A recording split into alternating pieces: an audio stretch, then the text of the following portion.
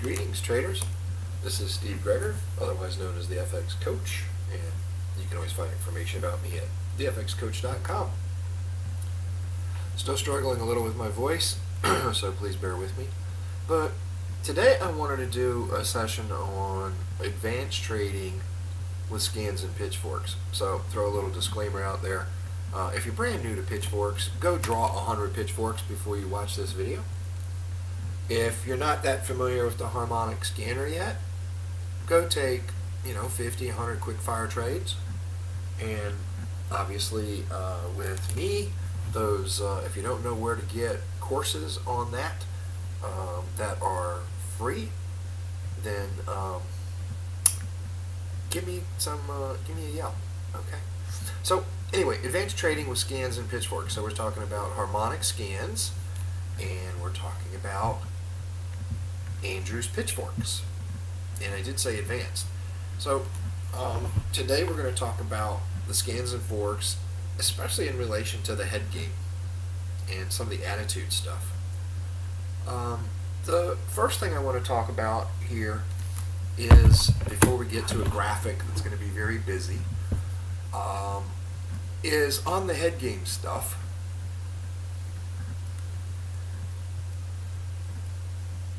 And again, this is advanced stuff. Brand new traders don't really realize the head game. And if you've been with me for a while, you know how important the head game is, how much I emphasize it. Because it's going to be the larger part of the determinant of whether you fail or succeed as a trader. So some of you are still, while you think you're getting ahead in your head game, I can tell you that you're not there yet. And the reason is this: we got to get to some facts and how the industry has grown. When I first started, about 15 years ago, there were only a couple of brokers. And when I first started, Revco, who the old timers who've been around know that they went under and killed a bunch of us. But Revco, FXCM, and FX Solutions back then all had feeds that were almost the same. I mean, literally. Sometimes they'd be as much as a pip off, but for the most part, they were pretty close. So we could put up a chart, and whether you had the FX Solutions data feed in it or the FXCM data feed in it, you really, especially for precision trading, you wouldn't even know, it's barely noticeable. If you're doing old paradigm trading, you wouldn't notice it at all. So today, the world's evolved, and we have brokers that are regulated in the United States by the NFA and the CFTC. We've got brokers overseas who, country by country, may or may not have their country have an oversight authority for spot forex trading and now crypto.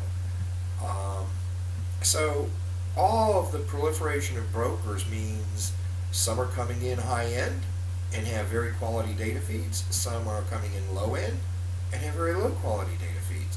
But yet each one has a distinct advantage. Maybe one has the leverage that you prefer. Maybe one has the depositing withdrawal mechanism that you prefer. So we're just going to have to settle for the fact that there are several brokers that can be used in the raw form of trading. So what does that mean as a trader?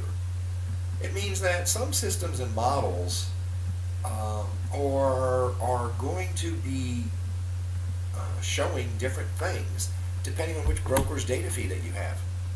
Now, look, that's just a fact. And so we can't get into a big tizzy over that. We can't get all discombobulated in our trading. And the reason is this: if I have two traders and they have different feeds,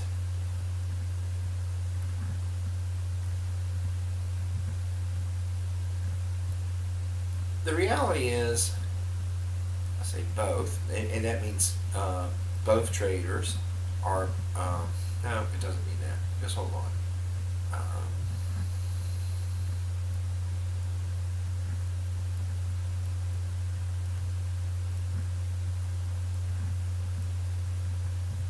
Sorry my writing. I'm with a little tiny mouse. I'm trying to make it happen. So what I mean by that is there's a little matrix we can look at, and let's say trader 1 is you, and trader 2 is, your trading buddy, your trading friend, somebody you know, who is trading the same model that you trade. And what's going to happen is when you get down to the data feed, so I'm going to come out here, give myself a little room so I know what I'm doing. So we're going to talk about the data feed head game. Now those of you who aren't familiar with the law of spirals, you need to get familiar with it. Find a video on it. Find some of my teachings on the law of spirals somewhere. Because what we're really talking about here are the things that determine your success in that law of spirals. Control of your ego, ego awareness, separation of self from ego, your sensory information gateways, predominantly the reticular activation system, and how it is the gateway to see, for you to see what's on the chart. And then we have law of attraction. And this forms this nice little triad. These three form a nice little triad, which determine your true potential as a trader. So we want to work on this. It is part of the head game. Don't want to beat this dead, but these three are very, very important. So let's talk about this in terms of your head game. So you and your trading buddy are trading the XYZ model, and you happen to have data feed A, and your trading buddy has data feed B. So now that I said that, I'm going to go down here and change this to broker or data feed A, and data feed B, or broker B. And what's going to happen is in that model, and don't worry about these percentages because it doesn't matter how they fall out in terms of how I allocate them here, but you'll see what I'm talking about. So the time that data feed A and B are going to give you the exact same trade, we're going to call that both. And let's say that's 60% of the time.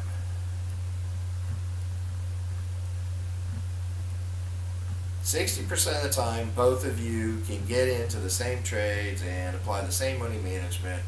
And, if you apply the same money management, then you'll get the same results. But at least you can get into the same trades. They're giving you the same entry criteria.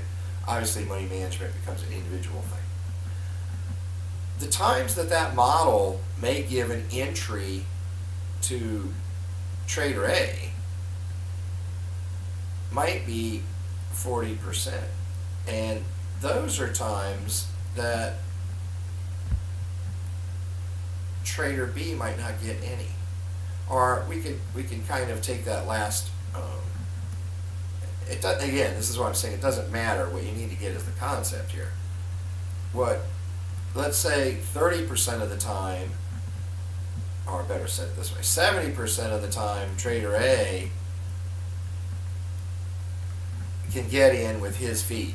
He gets the criteria for his feed. And on those same trades, trade for trade, trader B can only get into those trades based on criteria 30% of the time. Trader B can't go over here and have a little crying fest. Because over a volume of trades, what's going to happen then is that there will be times where trader B, for the very same trades, will get 70% of the entries, and trader A is only going to get 30%. And again, we can split this up any way we want, 50-40, 60, 50-50 is up here. I guess I should say that, or 100% of the time. That's something that you really read. I was trying to matrix this out a little differently. So there will be times where both trader A and trader B get into the same trade.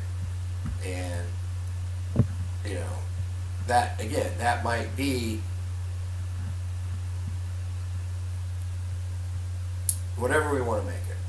Let's just say, well, I guess we're kind of going at, if we're going to use those kind of percentages, I guess we could just say there'll be times that both of them get into the same trade. There'll be times one of them gets to get in and the other one doesn't. And then there'll be times where the other one gets in and more times or less times than the other one does. Okay, I don't want to get confused on the math here. I just want you to understand these relationships. And over volume of trades, what I could tell you is if we look maybe at year end, their pip total, again, if they applied the exact same money management in each trade, which won't happen, but let's just say they did. At year end, the reality is they're both probably going to be within about 5% of each other in terms of pips gain. So let's just get over the crying about, oh, well, you know, Traders Way did this and FXCM did that and JFX did this and oh my, woe is me, because that all feeds into your RAS, that feeds into your ego, that feeds into your law of attraction. All that whining, all that complaining, all that negative thinking totally affects the future of your trading. So let's just keep that in mind. Data feeds are going to be different from here on out.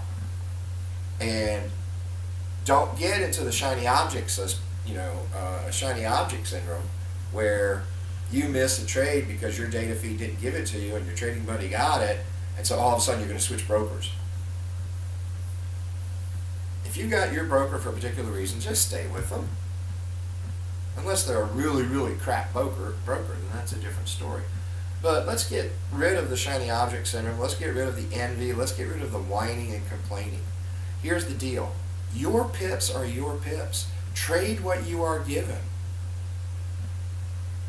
In terms of data feeds and whether you get a trade or somebody else gets a trade because they have a different data feed, you have to view it the same as if you have different trading systems.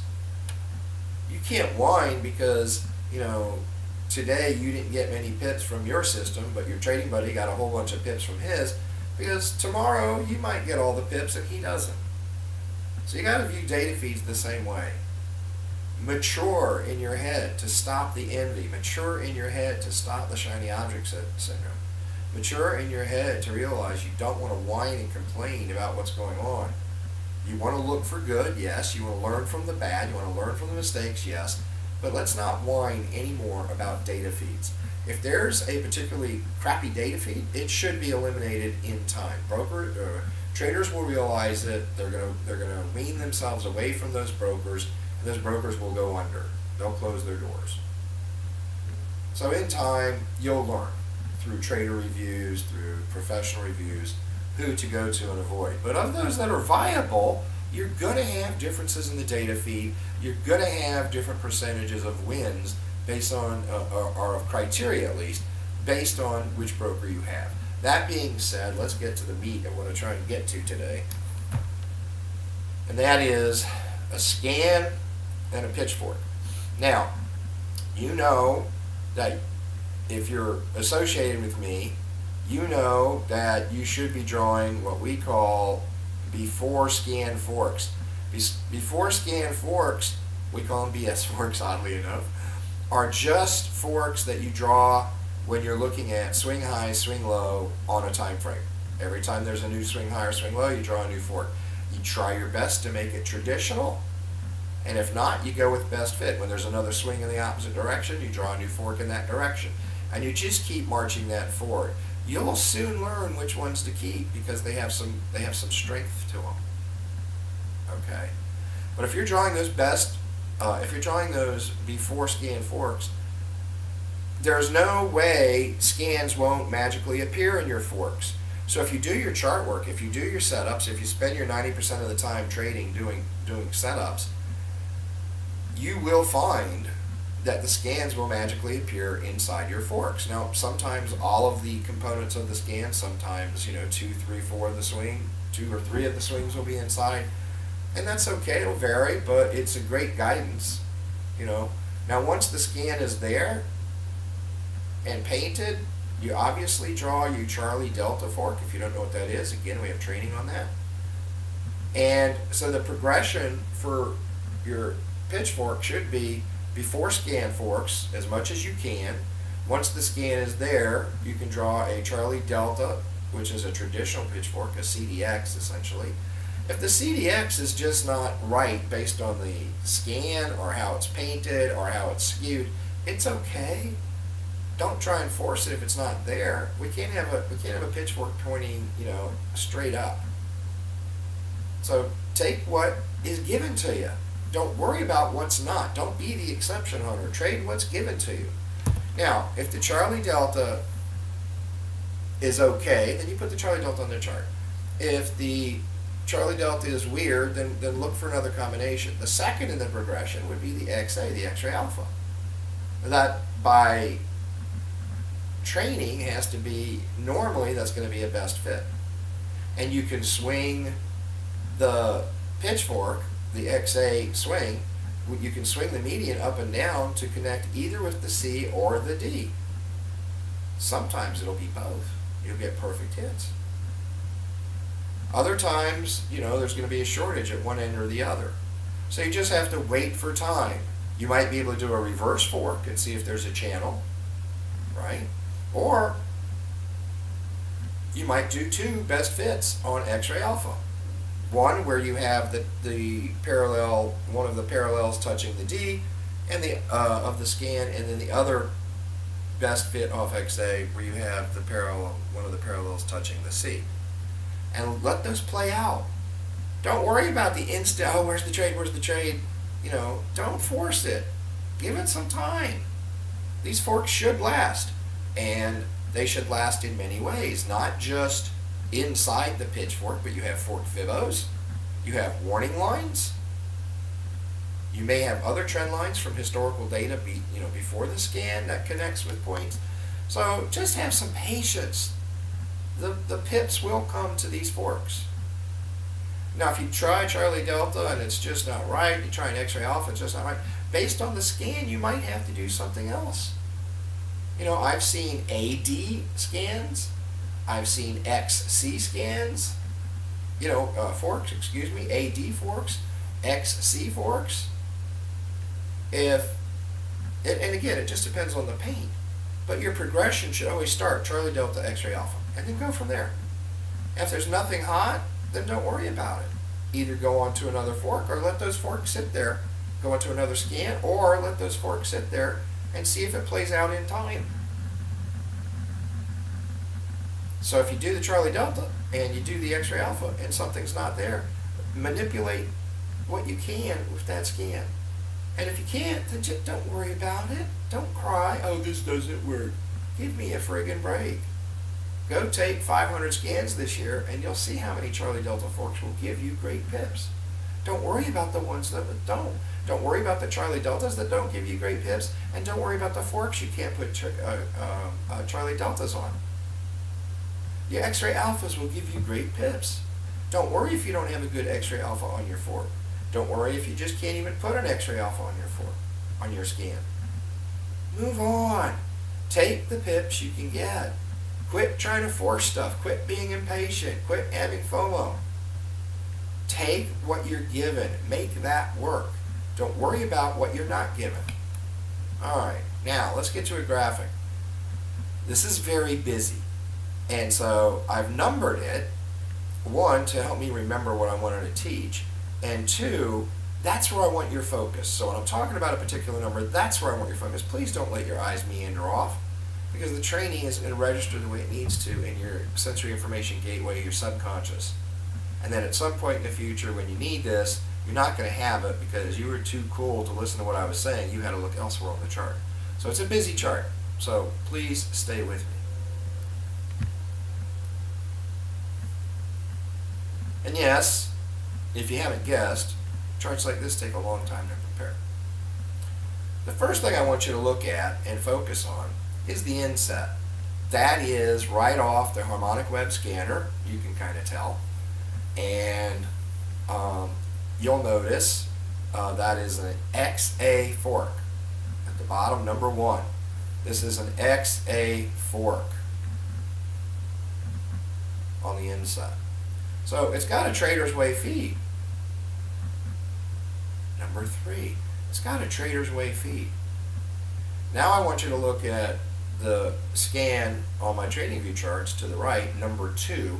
You'll notice that is an XC fork. And at the top, at 4, you'll notice that is an FXCM data feed. So the challenge here is IML dropped the FXCM feed, and now we have a variety of feeds to choose from.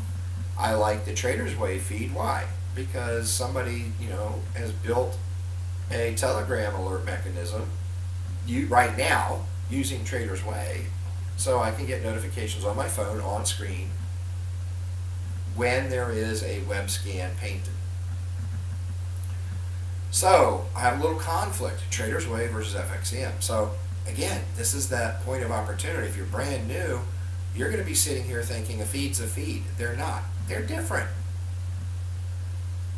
Some days it might be exactly the same within a pip or two. Some days you might see a candle have a wick on one and not on the other. Don't worry about it. Trade what you've been given. So the challenge is what I want you to look at. So we've got XA on the left, we've got XC on the right. We realize the XA has the Trader's Way data feed at 3, and the XC fork on the Trader's View charts has the FXCM feed noted at 4. So the first thing I want to point out, in trading in general, it's a good habit to draw trend lines from swing to swing as the swings progress. If you've been with me in trading, you know to do that. Okay, as you have major swings, you should draw, at the top, at the bottom, trend lines. Now, in a progressive fork, in this, in the bottom fork, we're talking about the bottom, because in uprising trends, we would typically trade bottoms. So you want to draw a trend line. So what I want you to see is on the XA fork in number 1 in the inset, the AC, before we got up to D, the AC is there. Not as a scan, and it's not labeled obviously on your charts, but the AC are swings that are there, 2 lows. You should draw a trend line on that before the scan's painted. I don't care if you have pitchforks or not. Progressively draw trend lines. And then what you should do, as you have more trend lines, you don't erase them just because something else comes along. So you should have a trend line drawn from AC.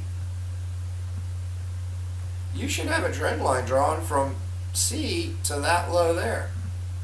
You should have a trend line, just a little mini one. You'll know in the future if you need to extend them,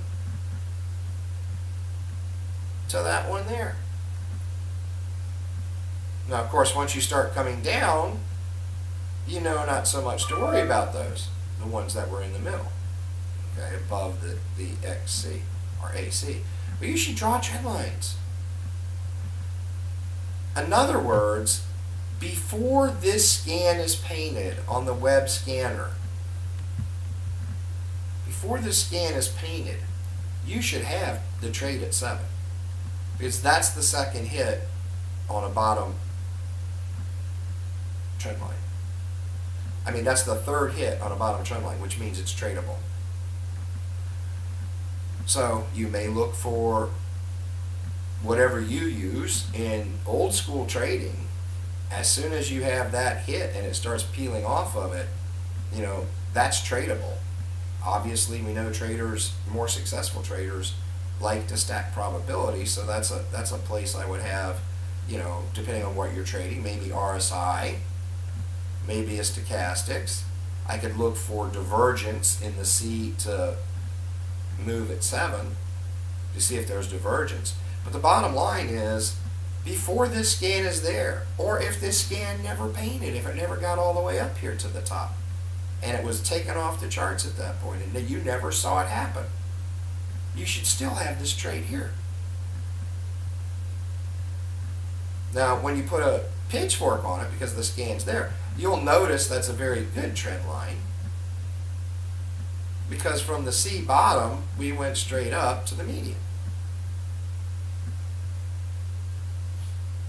And so that validates the pitchfork a little. So coming back down, you've got that trade at 7.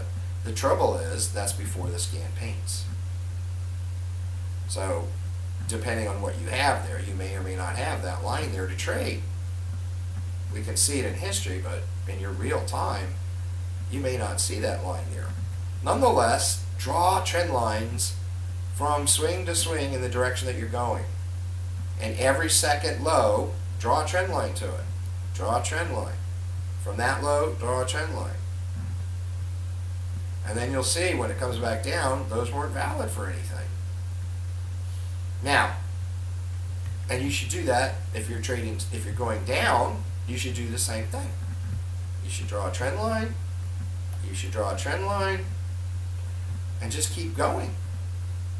And at some point, you may see those work for you or not work for you. It's just a methodical thing serious traders do. Alright, a little mini lesson there on trend lines. So, the problem I have is I wanted to get this scan on my TradingView charts. And all I do is note the highs and the lows. I don't look at prices. You know, I just mark the swing points that I see here, and then I copy the scan over. But you'll notice something here. Look at line 8. That is the XA lower parallel. And you'll notice that when over here, where X and C were perfect, you'll notice C is higher over here. In other words, it's a lower price. Over here, they're pretty much the same price. That's like a double bottom on the FXCM chart. So if I have this fork, or if I have this scan, and I try and draw a trend line on it, like I did over here from X, from A to C, you'll notice you get that hit at 7. Here, I draw it from A to C, and wow, look how short that is. So the angle here, you know, means something. It was a little less in, and another way of showing that is coming back the other way, going from this point, you know, extending the parallel down. Well, if I can draw straight, right? You'll see the difference. See how the A point here is short of that line. So, what do? You know, if this was an XA fork with a pivot to the C, which then gave me some good confirmations. And, of course, like I said before, if I draw my trend lines from low to low, I could have actually had this trade at 7 before the scan even paint. Scan doesn't paint until price got up about here. So I could have had that trade on my web scanner. No trade here if I drew a trend line from A to C. What I do here, then, remember, swing to swing. So I have a trend line then drawn from C out on here.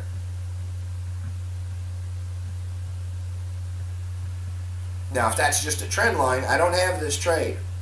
I have to wait for another bounce off of it, which would have been here.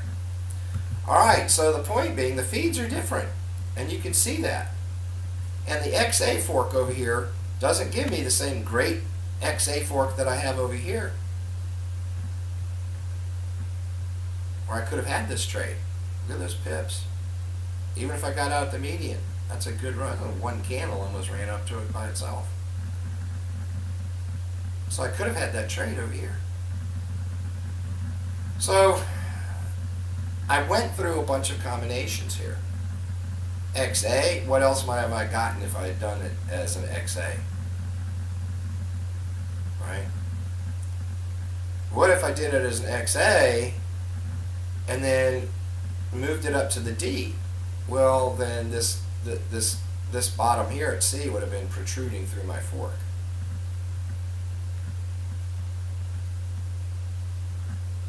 So some combinations. Now here's where you come to advanced pitchfork techniques. And guys, you know, I'm not looking for pats on the back, but let me tell you something. You know, there's an old joke about teaching, right? You know, it's like, hey, there's Billy Bob. I taught him everything he knows, but I didn't teach him everything I know. A lot of educators are like that. They want to hold back a little bit for them. You know, it's the concept of trading is a zero-sum game. So why do I want to make all my, even my students, you know, are my competitors in terms of trading? Why do I want to make them as knowledgeable as me?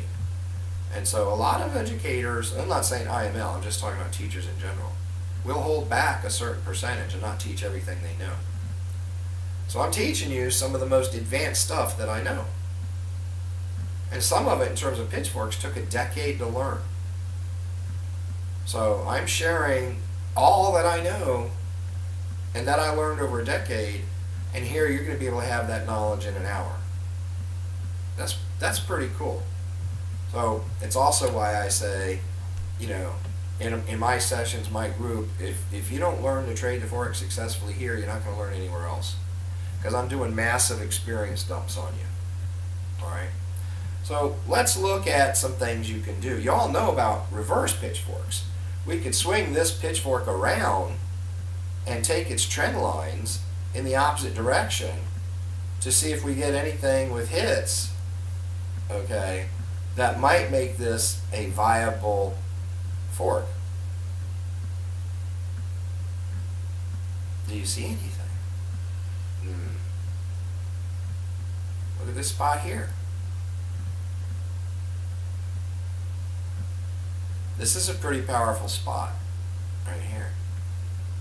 Look at the force coming down. Look at this big candle. You know that's a strong candle.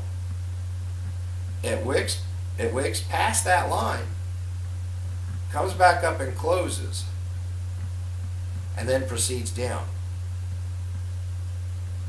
You know what that is right in there, right? You need to recognize that on trend lines. See, it's one thing when you have a trend line and price comes down through it and just keeps on going. Right? Those situations where you have a trend line that is broken. Where are we? I'm looking for the line, it's not there. In those situations where you have a trend line that's broken, and it comes back and checks it and then drops, that marks that as a very strong trend line. So a reverse fork here will give you the reality of an XC as being viable, because we're getting hits on this angle with that swing. We're getting hits on this as viable. I hope that makes sense. Now, that same technology can often be used with your warning lines. Alright? So what I want to take you to here is item number 11. This gold line that you see here really doesn't exist. All this is it marks the start of the warning lines. Now you'll see up here at 12, you'll see the warning line was, is there. So this is, right here you would see the warning line would be gold all the way through. Right here the warning line would be gold. Right here the warning line would be gold, and this line wouldn't be here. I'm just showing you that as the angle of where the warning lines are. So what I've done then is, the farther back you go on a line to draw a line off of it. So I want lines to the left. So what you don't want to do, and keep it red, is just say, oh, I use this much of the warning line right here and go this way. That's just not enough to get a straight warning line. So you go far back as you can on that line, trace over the warning line, and then extend it. So when I get out here and I'm going up and down, I have the whole length of that warning line to get this right. Okay. So these dotted white lines that you see on the chart are overlaying the warning lines. And I left this one just a little bit short so you can see that's actually where the warning line is. And if you want to get out and measure, you will see that those distances are indeed warning lines. So if you think I'm cheating you, you know, here's the half channel, and there's that half channel again, that's a warning line, and there's another warning line, etc. Okay? So they're all the same length. So you extend those back. Now this is the same concept as the reverse fork. You're using history. See, this is a great thing to do here, because, see, if this fork was here, let me see if I can overlay. Sometimes I can do these blackouts and they work, and other times they don't, because it just throws ink-to-go into a tizzy. So we'll try.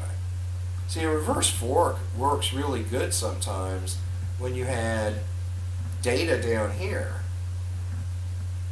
you know, and maybe it does jump up to here and then comes back down, and now you've got a swing, you know, and you put a pitchfork on, you say, wow, where should I align this pitchfork? You know, it's a best fit. Well, if you swing it backwards and you get great touches over here, you know, well, that's why you use the reverse fork. And then you say, well, those touches create trend lines. And again, I'm just freehanding it. They're not going to be perfect, but you'll get the idea. You know, if oh, trading cat, oh, what do you want? You know, so if we have these lines reversed out on us and they give us these great hits, then we know we got the angle right. So we just extend those lines out, reverse the fork, and get the fork to align on those lines, and then erase the lines. And now we've got a fork set in the right direction. But what if there's nothing back here?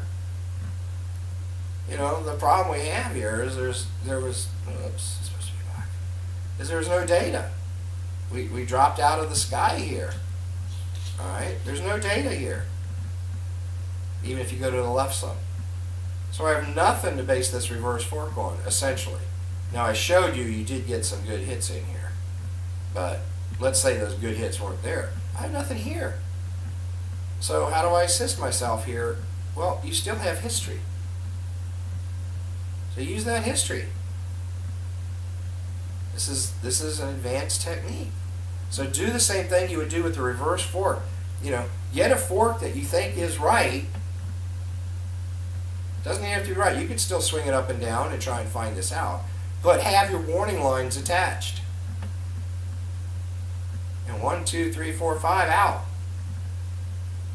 And then once you think you got something that looks good, you can pretty much eyeball it. You can see when these things, you know, like a candle that stands out like that, you can move your fork up and down, your warning line will go up and down, but you'll see just with your eyeball where that could be. Now these dotted lines, these lines I draw, are not attached to the warning lines, folks. But you will visualize these dotted lines, and, you know, the more forks you draw, the more warning lines you know, the more you do this. Anyway, so I got the fork, I got the XC.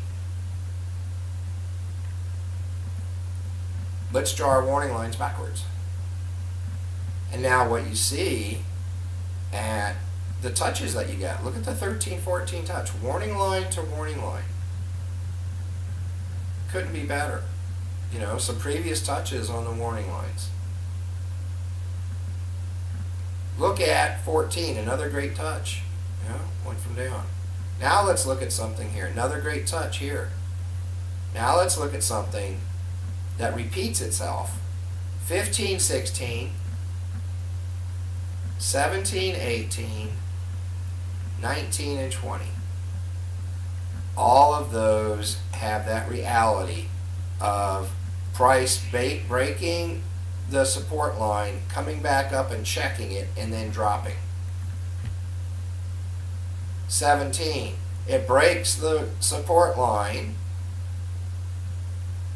stops on another support line, goes back and checks it at 18, right? What happens at 19?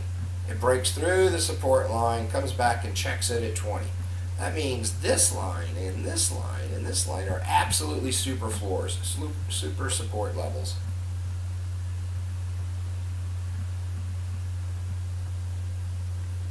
So we can use those realities into the future to adjust our fork to make sure we've got the fork the right way. And yes, it is a little bit of a pain in the butt to wiggle this up and down and have to redraw these lines. Once you draw them, you can just move the angle of the lines. At least you don't have to redraw them. To get them back on the warning line to see if something's there. It'd be, ow! Ow, ow, ow, she's climbing up my back. With claws. Sorry. You know, it'd be a real nice feature if these warning lines could be extended backwards. Anyway, so you do that manually. So now I know my progression of Charlie Delta, of, you know, X-ray Alpha, of X-ray, in this case, Charlie. It's viable. It's not what I had over on Web Scanner.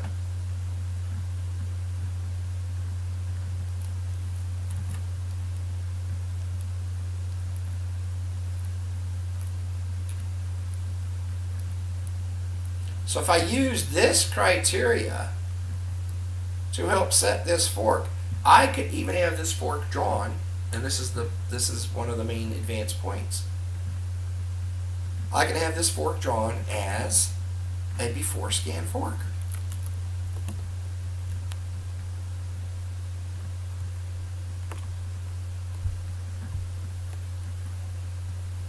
Now, at that point, if I use all these points to help set it,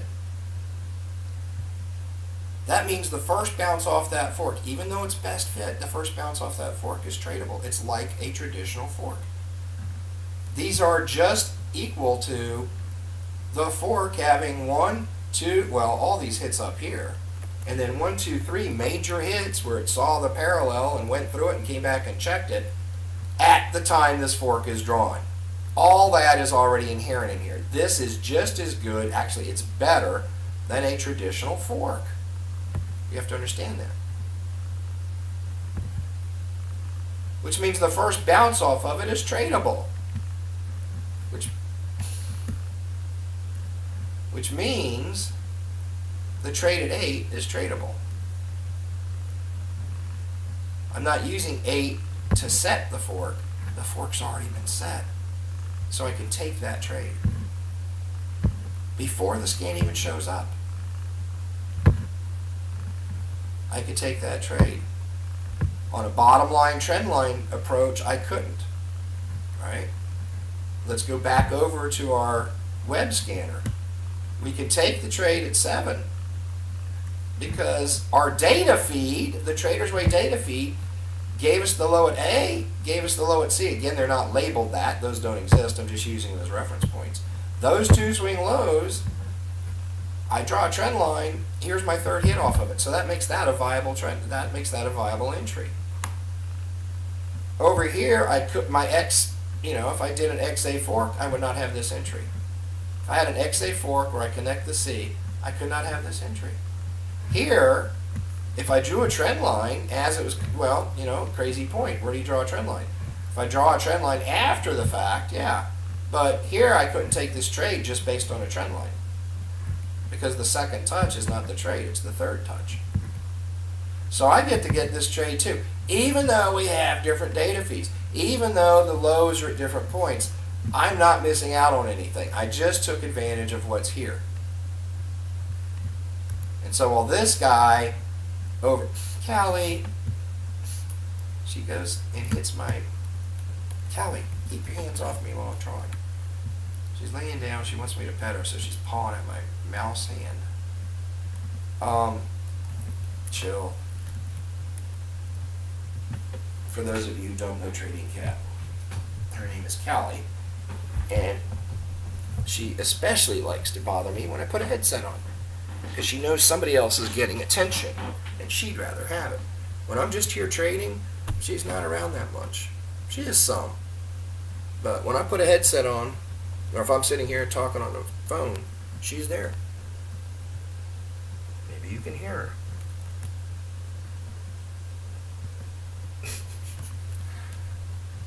So she's been around longer than I've been trading. Maybe why that started, because she was getting all the attention, and then all of a sudden she's not, because I'm at the computer. I'm not going to be no Forex widow. You're going to come and be with me, even if you're on the charts. So even though the web scanner trader might have had the trade at 7 because it was off his XA fork, and now he has the C, and therefore it's a valid trend line, or if they just do a trend line period, they would have that trade. If we did a trend line off AC, we don't have that trade. If we do the XA fork where we touch the C, we don't have that trade. The reason we may have that trade is because we did some background work and we realized, well, XA might be there, XC might be there. Don't even want to talk about the Charlie Delta and all the possibilities there that we might have had or whatever. I just want to, the point of this is don't worry about the data feeds giving you different points on the chart. You have your own ways of making pips. You get those pips. Don't worry about what trader 1 does versus you as trader 2. Don't worry about, you're using Trader's Way on your web scanner and FXCM or JAFX or whatever on your trading view charts. You're going to get your trades. Maximize what you can do. Try and be creative. Try and find trades. Not hunt for trades in the sense that you've got FOMA and you're desperate to get a trade. See, where FOMA comes in is when you're trading. Setups, if you do your setups, you don't have FOMA because your setups say, I've done my work, the trade comes to me or it doesn't. If it doesn't come to me, I don't have any trades to take. There's no FOMA involved. So there's a big, huge bonus for you to understand. If you're suffering from fear of missing out, it's because you're just chasing trades. You don't have enough setups going for you on a variety of pairs, and you're just waiting for those. See, if you have setups, how do you have FOMA? How do you get that fear of missing out? You don't. You don't get desperate. Hey, I didn't get any trades at the end of my setups. Big deal.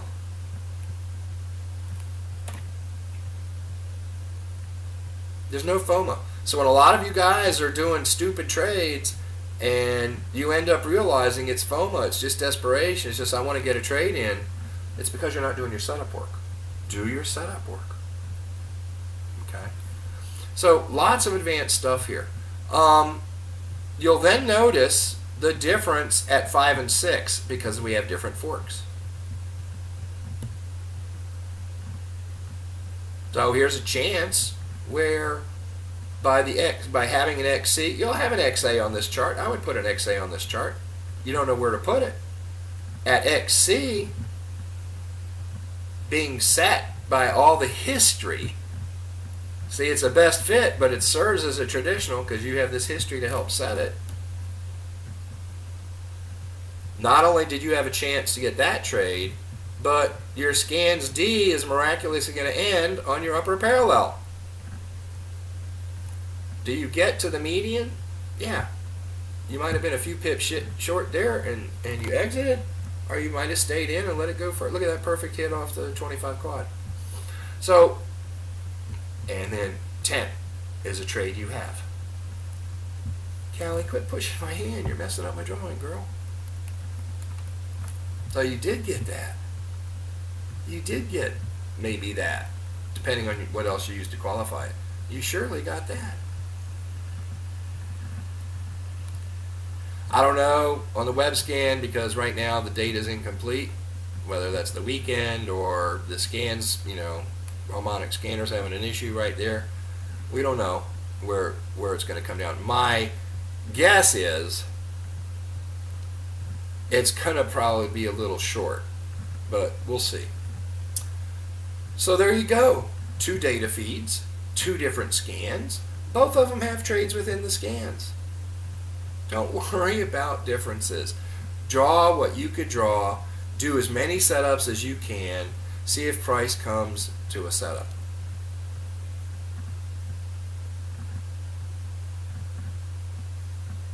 I've had some people, so I just continue to add a few things here while I'm thinking about it. I've had people ask about, well, which fork Fibos, which Fibonacci should I put on for the extended fork? In other words, we have a pitchfork.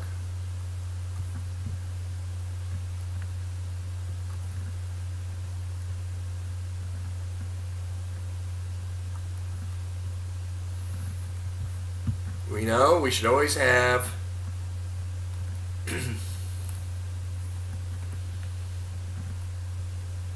this would be our entry point into the fork. We know we should always have that marked down. That swing low should always be a line out. And we should always have the swing high as a line out.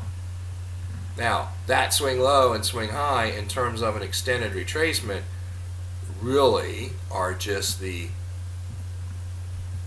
Callie, you're making me upset now.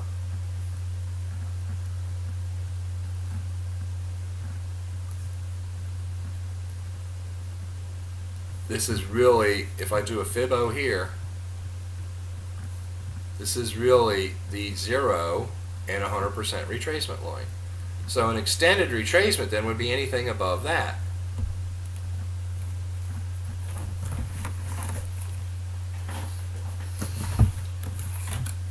So what should I use?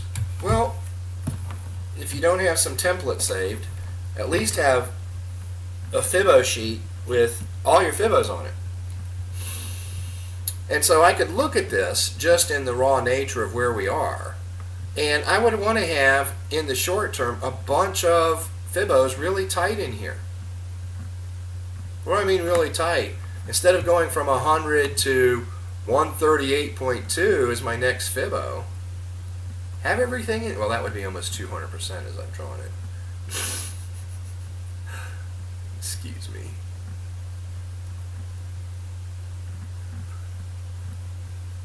In close work, you know, let's say in this zone here, this is where I am real time in price. You know, finally is coming up here. You want all the short stuff. So if that's your 138, have stuff in here. Have your 112. You know, have your 141. Have your 123.6. Get those lines in there.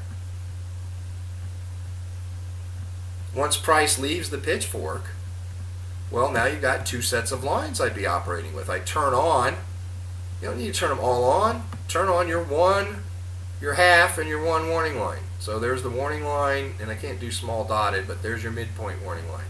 So you have those on. As far as fork Fibos, again, I don't need to have 3.168 in my Fibo right now drawn on the chart because I'm just not up that high. But I might have my 1.414, you know, I might have my 1.5, I might have my 1.618, I might have my 1.685, I might have my 1.786. Okay, excuse the sloppiness in my writing. Don't see your fork Fibos as, oh, he's got one set, he turns it on, and that's what he or she has. Oh, I want to copy that set. It's not a set. It's the progression of fork. As price moves up, you can turn on the lines.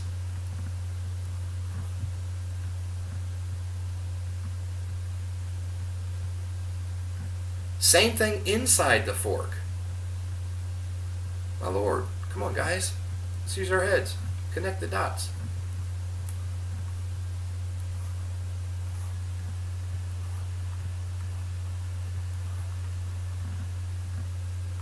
Now, it helps not to have 50,000 lines in here. I mean, I've seen some people and there's, you know, 20 lines in a half channel. Where is price? Follow price. It's one click to format and turn off and turn on. You know, price is coming up. Look, you're gonna grow eyeballs. Again, this is why you can't just understand this stuff academically. You'll understand it by taking volumes of trades. You should be able to look at that and say, look, that's almost I guarantee you that's probably a 38.2 line. So the fact that I'm sitting here with quads on my chart, you know, I don't want to sit for that if price is starting to bounce. Now, again, we're not using fib and Ls to trade most of the time. Advanced traders who have some other indicators may. Most of the time, the only reason you use fib and Ls is to help set the angle of the fork. So I want to pretend like I'm trading. If I see price coming up, I want to put that 38.2. If this is not a traditional, if this is a best fit, I'm using that 38 and that bounce there not to make a trade, but to confirm that I have the fork in the right place. As soon as price leaves it, I could take that off and go back to just my quad. You know, the nice things about the Fibonacci panel is it's a check mark. Uncheck it. Don't make it sound like it's some big feat. These are tools. These are mastery tools. You know, think of a pilot today in the you know, sophisticated world. Go look in the cockpit, you know, of one of those big jets and look at the instrumentation that's there. They're not using all of it at once. Oh, time to check the, you know, hydraulic pressure. Oh, go look at the hydraulic gauges. Where are we on airspeed? Oh, let's go look at the airspeed indicator. I don't need to have everything going at once in my head or on the charts. So wherever price is, that's where you want to focus. And the nice thing is, it's put your cursor on the pitchfork, you know, get these to light up so you get these corners to light up so you know the pitchfork is active and can be formatted. Right click, on or off for whatever fibos you have there. Pretty simple. Get out of the mindset of the setup is this with these fork fibos. Get out of the mindset of the fork is set up with these fib and Ls. Which fib and Ls are best? Oh, the ones that are helping you. It's that simple. The ones that are close to price. Now, if you can operate, this is different RASs. See, people are different. Some people can operate when price leaves this fib and L and starts going up. Some people could take this off and still remember and see that fib and L hit. When they look, when price gets down here somewhere, they can still remember that that was a fib and L hit. So if you see a bounce in this range, they'll recognize what that bounce is. And look, another confirmation of my fork's in the right direction. Because remember, a best fit fork, you always want to prove it's there. You want to make sure there's not a better fork. That's why the fib and Ls are a big help. Alright, so let me go back to here. Conclusion. Forks. Data feeds. Data feeds are going to give you different scans. Our scans, when you copy it, may have different. The swing should remain the same, but the location, the coordinates of those swings might be a little different. And still remain within the confines of the scan, maybe. They get to be too different, then you want to worry. But, you know, it's going to happen. And go through your progression. If the scan paints CD, XA, and then whatever else is there, XC, you know, sometimes the BC, very small, narrow fork, you know, sometimes the XB, but our progression is Charlie Delta, X-ray Alpha. And then go from there. Do what you can to set a best fit pitchfork so it's tradable right from the start like a traditional. If you could do a reverse pitchfork and get some couple of touches backwards, that is tradable on the first bounce. In this case, it's like a reverse pitchfork. And quite frankly, you know, I just went about this the hard way. I just realized if you had your warning lines on to begin with and you did a reverse pitchfork, they would show up there. So you'd be able to center it on those. So if you actually had them on. I don't normally have my warning lines on with my pitchfork work because they're distracted to me, and when I swing things around it's distractive. But good point. So look for the history. Look for the history to predict the future. As they say, history repeats itself, and look at this. It sure did. It absolutely sure did. These lines way up here. We draw this one down here to extend this line, the actual upper parallel.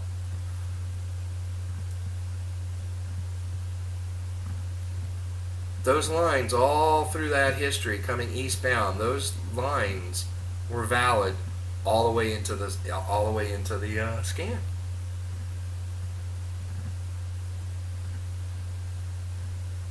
And then more so. Boom. Boom. Boom, boom, boom. Starting way up here. People, oh, it's been a big drop. We can't do any analysis. Laugh, laugh, laugh.